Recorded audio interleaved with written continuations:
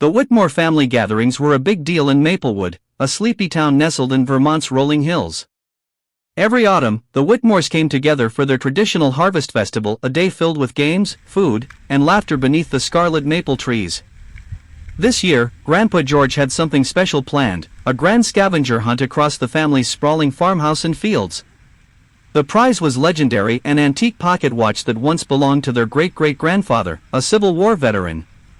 Everyone was eager, especially the older cousins, who were as competitive as a pack of wolves. Everyone, that is, except for little Ellie. At just 7 years old, Ellie was usually seen as the baby of the family, more suited to picking flowers than solving riddles.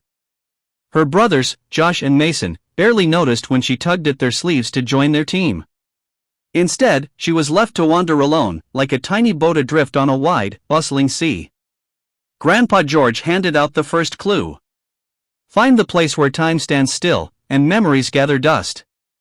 The older kids immediately stampeded toward the attic, arguing over each dusty trunk and photo album. Ellie, meanwhile, sat on the bottom step, thinking carefully. She remembered the old grandfather clock in the parlor, broken since last winter. Quietly, she slipped away and tiptoed toward it. There, tucked behind the clock's pendulum, was a folded note. She ran back to the group, waving it high. "I found it! I found the next clue," she cried, her voice like a bell on a quiet morning.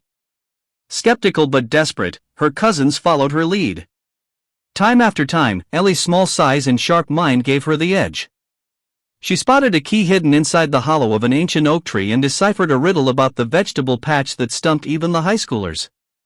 By the time they reached the final clue, the cousins had stopped trying to race ahead.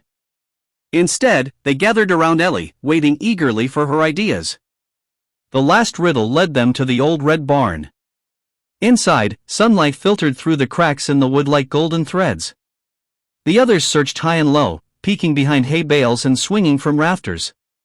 Ellie, thinking quietly again, noticed a loose floorboard near the corner. She pried it open with a stick and gasped.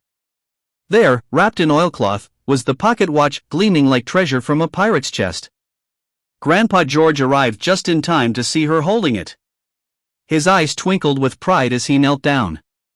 "Sometimes," he said, "the smallest hands find the greatest treasures." That evening, under strings of fairy lights, the family celebrated Ellie's victory. The cousins crowned her Queen of the Hunt, and Ellie wore the title and the watch with pride. From that day on, no one overlooked her again. Like a tiny star hidden among the vast night sky, Ellie had shone when it mattered most.